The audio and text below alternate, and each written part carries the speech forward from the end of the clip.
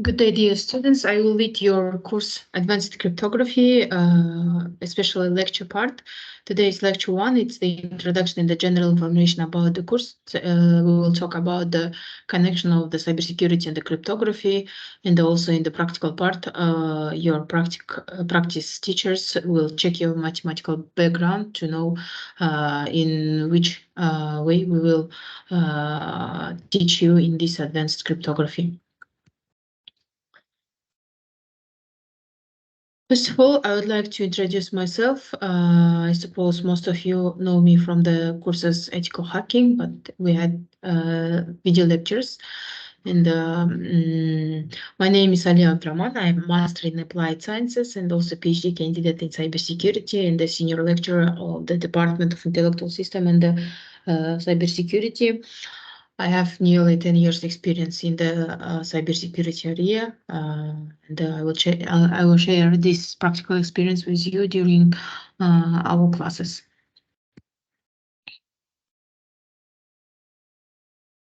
First of all, I would like to introduce you with the course content.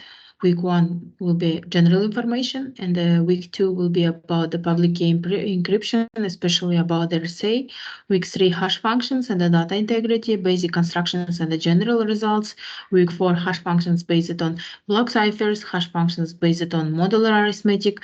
Week 5 will be keyed hash functions, also max for stream ciphers. Week 6 will be about the data integrity and the message authentication, data integrity combined with encryption.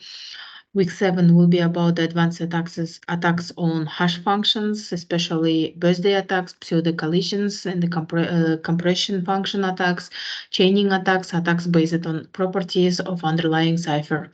Week 8 will be about identification and the entity authentication, fixed password schemes attacks, customized and the zero knowledge identification protocols and attacks on identification protocols. Week 9 will be about the framework of digital signature mechanisms, RSA and the related signature schemes. And the week 10 will be about the international standards, cryptographic techniques, and especially bank security standards. In this course, we try to focus on the not only mathematical part, also the practical part of the cryptography. We suppose that in the future you can use these knowledges during your work if you need.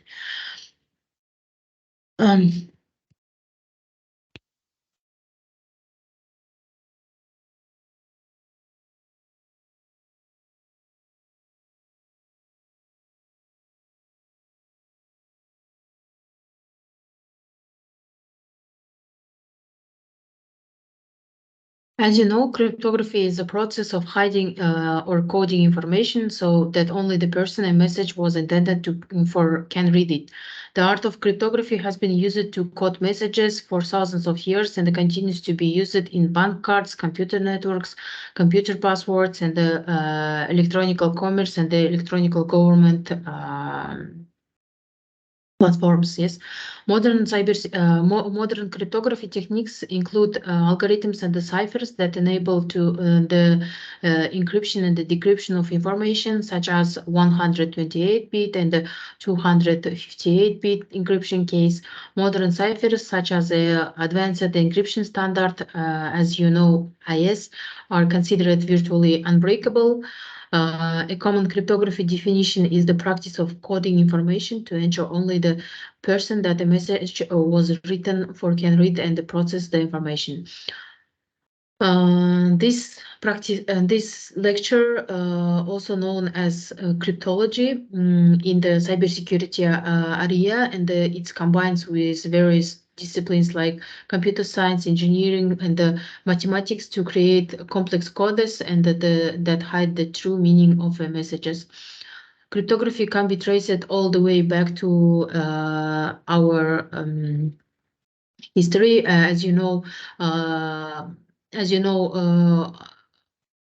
from the ancient years, the people use some encryption methods to send the messages or and to hide some secret information. What about the importance of cryptography? Cryptography remains important to protecting data and the users, ensuring confidentiality and preventing cybercriminals from intercepting sensitive corporate information. And here you can see some information security objectives. It's the privacy and the confidentiality, data integrity, entity authentication or identification, message authentication, signature, authorization, validation, certification, non-repudiation, etc. And also in the second column, you can see the some description of this, but the most commonly used in the cryptography area, cryptography and the cybersecurity area, it's the privacy or confidentiality. Privacy and confidentiality means that individuals and the organizations use cryptography on a daily basis to protect their privacy and to keep their conversations and the data confidential. Cryptography ensures confidentiality by encrypting sent messages using an algorithm with a key only known to the sender and the recipient. A common examples of this is the messaging tool like Telegram. When you send something, it encrypts conversation between people to ensure the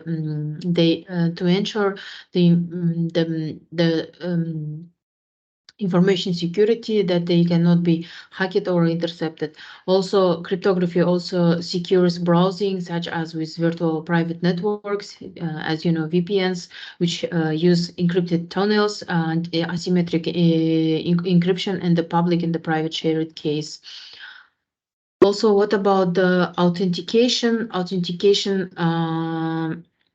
We divide authentication to parts. It's the integrity and the non-repudiation. Integrity is the similar to how cryptography can confirm the authenticity of a message. It can also prove the integrity of the information being sent and received. Cryptography ensures information is not altered while in storage or during transit between the sender and the intended recipient. For example, digital signatures can detect forgery or tampering in software distribution and the financial transactions. What about the non-repudiation? In the non-repudiation, cryptography confirms accountability and the responsibility from the sender of a message, which means they cannot later deny their intentions when they created or transmitted information. Digital signatures are a good example of this. In daily life, we use digital signatures for approve many documents or some processes in the electronic government.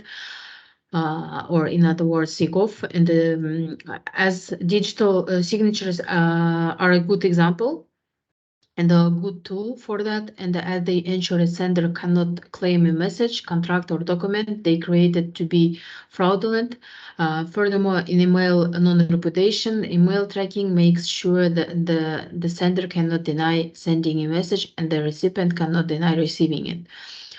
The key exchange. Key exchange is the method used to share cryptographic keys between a sender and their recipient. Here, I would like to share with you the basic terms. It's the cryptography. Cryptography, as you know, it's the area. It's the study of mathematical techniques related to aspects of information security, such as confidentiality, data integrity, entity authentication, and the data origin authentication. Confidentiality, or in other words, is privacy, is a service used to keep the content of information from all but those authorized to have it. It's the part of the SIA triad. Everyone should know, I suppose. Data integrity also, it's the part of the SIA triad, and data integrity is a service which addresses the unauthorized alteration of data. Also, authentication is the service related to identification in daily life. To enter the every information system, we use this identification method. Yes. And non-repudiation, as I said before, it's the service which prevent an entity from denying previous commitments or actions. When disputes arise due to an entity denying that certain actions were taken, a means to resolve the situation is necessary. For example, one entity may authorize the purchase of property by another entity and the later deny such authorization was granted. A procedure involving a trusted third party is needed to resolve the dispute. Here, the taxonomy of cryptographic primitives. If we look to this scheme, then we can see that the security, we have 3 security primitives in cryptography. It's unkeyed primitives, symmetric key primitives, and the public key primitives. In other words, it's the types of the cryptographic algorithms. There are many types of cryptographic algorithms available. They vary in complexity and the security depending on the type of communication and the sensitivity of the information being shared. Secret here, unkeyed primitives, we can see the 3 types. It's arbitrarily length hash functions, one-way permutations, random sequences. Symmetric key primitives, it's the symmetric key ciphers. Also, we divide ciphers 2 types, block ciphers and the stream ciphers. Stream ciphers works on a single bit or byte at any time and constantly change the key using feedback mechanisms. A self-synchronizing stream ciphers ensures the decryption process stays in sync with the encryption process by recognizing where it sits in the bit key stream. A synchronous stream cipher generates the key system independently of the message stream and it generates the same key stream function at the both to sender and the receiver. What about the block ciphers? Block ciphers encrypt one block of fixed size data at a time. It will always encrypt a plain text data block to the same cipher text when the same key is used. A good example of this is the Pfister cipher, which uses elements of key expansion, permutation, and the substitution to create vast confusion and the diffusion in the cipher. Also, what about the secret key cryptography? It's the type of cryptography also known as symmetric encryption. Uses a single key to encrypt and decrypt messages. The sender encrypts the plain text message using the key and sends it to the recipient, who then uses the same key to decrypt it and unlock the original plain text message.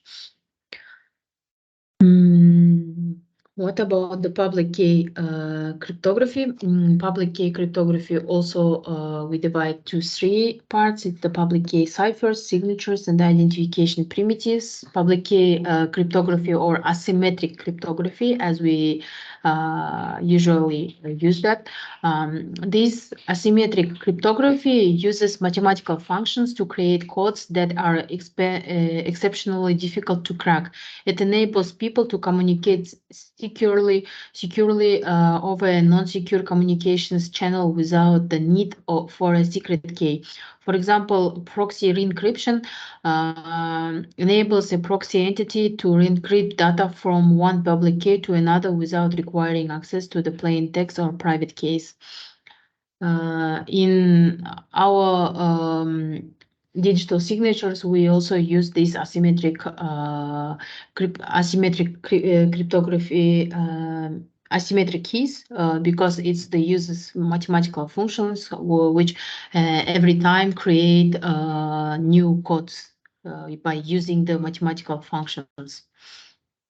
Also, a common public key cryptography type is multiplication or factorization, which takes 2 large prime numbers and multiples them to create a huge resulting number that makes deciphering difficult. Another form of public key primitives is exponential and or logarithms such as 256-bit encryption, which increases protection to the point that even a computer capable of searching trillions of combinations per second cannot crack it.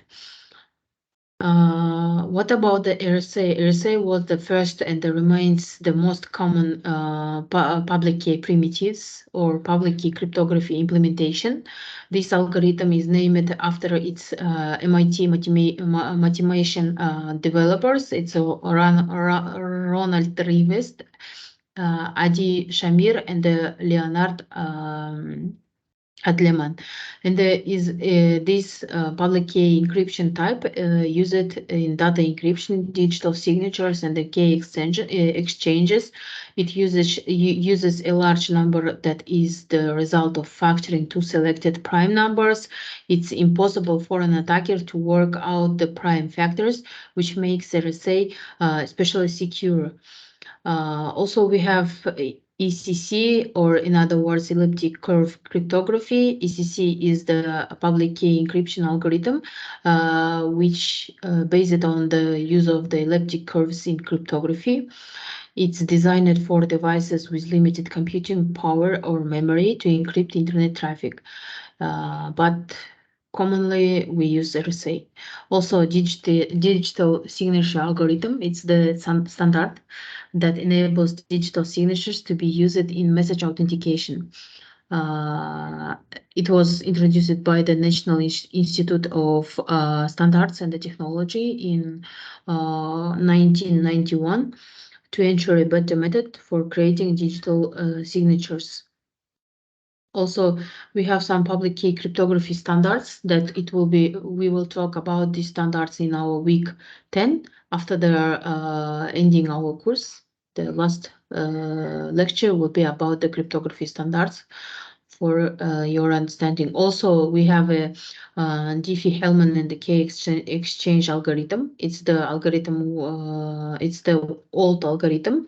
It's used for the secret key exchanges and requires two people to agree on a large prime number. Also, during these classes, we will talk about the hash functions. Hash functions ensure that data integrity is maintained in the encryption and the decryption phases of cryptography. It's also used in databases so that items can be retrieved more quickly. Hashing is the process of taking a key and mapping it to a specific value, which is the hash or hash value. A hash function transforms a key or digital signature. Then the hash value and the signature are sent to the receiver, who uses the hash function to generate the hash value and compare it with the one they received in the message. A common hash function is folding, which takes a value and divides it into several parts, adds parts, and uses last four remaining digits as the key or hashed value. Another is digit rearrangement, which takes specific digits in the original value, reverses them, and uses the remaining number as the hash value. The examples of secure hash, the examples of hash functions, it's the secure hash algorithm 1, secure hash algorithm 2, etc. Also, we will talk about the cryptography key attacks. It's the modern cryptography key techniques are increasingly advanced and often even considered unbreakable. However, as more entities rely on cryptography to protect communication and data, it's vital to keep keys secure. One compromised key could result in regulatory action, fines, and punishments, reputational damage, and the loss of the customers and investors. Potential key-based issues and attack types could occur when we have weak keys. It means that keys are essentially random numbers that become more difficult to crack the longer the number is. As we know that key should be the key or password should consists of no should include the symbols, letters, capital letters, and the numbers. that will not that the cyber criminals will not capable to brute force that. Also, incorrect use of keys. So when keys are used improperly or encoded poorly, it becomes easier for a hacker to crack what should have been a highly secure key. Also, reuse of keys. Every key should only be generated for a specific single-use encrypt-decrypt purpose, and the use beyond that may not offer the level of protection required. Also, non-rotation of keys is also the overused, such as when we use the same passwords every time, like changing only the symbols, and also it will um, do your passwords weak. Uh, Also, inappropriate storage of keys, it's the just insider cases. For example, case stored on a database or servers that gets breached could also be compromised when the data is exfiltrated. Uh, etc. Also, insider threats when it's the user authentication, dual control, or etc. The insider threats are one of the most serious threats posed to any key. When in the enterprise you get your corporate mail and also corporate password, and in case in purpose that you would like to keep in mind this password, you just write that in the sticker and pass uh, nearby your computer. It means the insider threats. This is most likely to occur through a rogue employee having access to a key, then using it for malicious purposes, or giving or selling it to hacker or third party. Also, lack of resilience. Resilience is vital to protecting the availability, confidentiality, and integrity of keys. Any key that suffers a fault with no backup results in the data, the key protects being lost or inaccessible. Also, lack of audit logging. Key life cycles must be logged and recorded in full to ensure any compromise can be tracked and enable subsequent investigations to occur smoothly. Here some tricks how to minimize the risks associated with cryptography. As we know, organizations and individuals can minimize and mitigate cryptography-related threats with a dedicated electronic key management system from a reputable provider. The solution must use a hardware security model to generate and protect keys and underpin the entire system's security. It needs to include features like a full key management lifecycle, strong key generation, strict policy-based controls, shift compromise, detection, security destruction, strong user authentication, secure workflow management, etc. Another potential solution is cryptography quantum, whereby it's impossible to copy data encoded in a quantum state.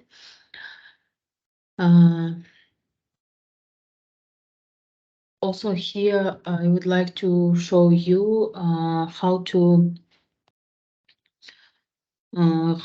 you can use the cryptography for I'd like just show you examples of the using cryptography. I couldn't share the real cases in work. That's why I've choose some examples from the CTF challenges. I know that among the students of cybersecurity, this CTF challenge is more popular type of the like checking your skills. That's why let's talk about these examples. First example from the CTF challenge, it's when you intercepted a secret message, but it seems to be encoded, and you should just encode that and decode that. Let's say in these brackets, in this green square, you can see the example one, some encoded message that you should decode. For these cases, we use this cybershift tool where you can just pass your encoded message and decode that by using some operations. Here we can use cipher, 13, I suppose. Yes, it's the most popular type of encryption of data in the CTFs. It's ROT 13, and here you can see the coded message, the secret password is hidden under the bridge, and then you can find the flag. But it's the easiest type of the challenges in the CTFs that you can meet. This example too from one CTF challenge. As you can see, there is no words in only just encoded data. And the first thing, if you have some knowledge in cryptography, first thing that you should do is the understand the type of data. If we see that it's the 0 and it's the two numeric two ciphers like two numbers like 1 and zeros, so it's the binary data.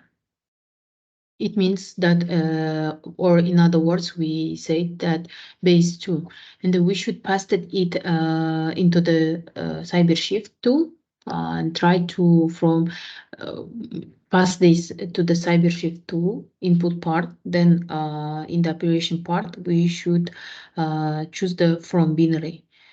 And then in the output, we see the another encoded message. It means that you should define the type of this data, especially. If you look to this data, then you can see that there is the symbol of the equal in the end of the data, symbol of the equal. Based on the equal sign at the end of the string, we can assume that this is the base 64 encoded message.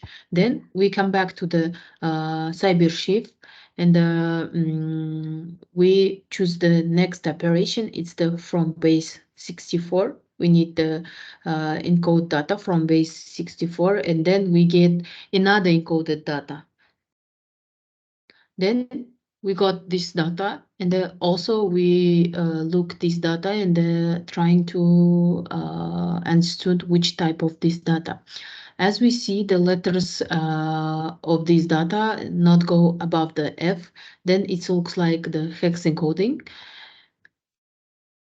It means that we come back to our CyberShift and choose the next operation from hex. It means that this hex encoding will be decoded, and here you can see your flag.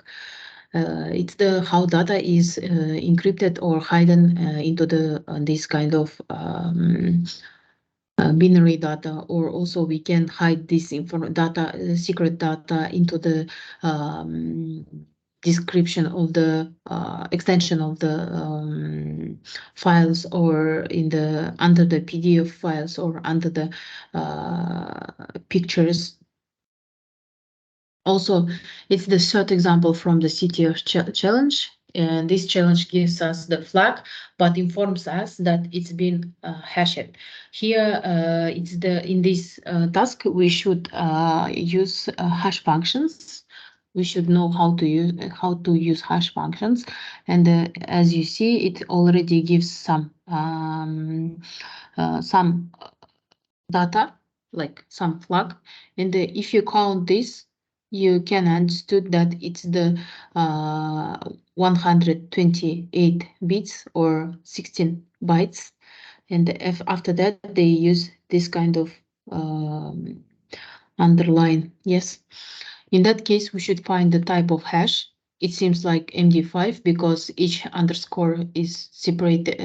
Each underscore is separated hash was an individual word, and then we just copy first part of the first word and pass that into Google, and we can see that the MU, this flag connects with the MU, and then as you know, MD5 produces a hash which is 128 bits or 16 bytes in length, and the above hashes are the right length to be MD5. And then MD5 is the cheapest. MD5 is the this hash has a hash toolkits to resolve that. Then we use some toolkit to resolve this MD5 hash, and we can see that under this hash we can see this kind of encoded data. Yeah, in these examples, I wanted to show you how we use cryptography for hiding the secret information inside the data. Also the hash functions, and then there is some useful links for the cybershift for the toolkits that you can use for encode and decode data. Also here I passed it in this first slide. I passed a cheat sheet. As you know, in your previous cryptography courses, you should know how to understand the type of the encrypted data. Here the types of the encryption and the examples how this data looks like. If you look at the base 64, as I said before, you can see that in the end of this hash, not hash in data, they use like these symbols equals, and also this cheat sheet shows you which kind of data we use and how it looks like. Thank you for attention. I suppose for this first week, for this first lecture, it's the information it was just introduction information and the useful. I suppose I was useful for you, and also I record this. Yeah, I record this lecture, and later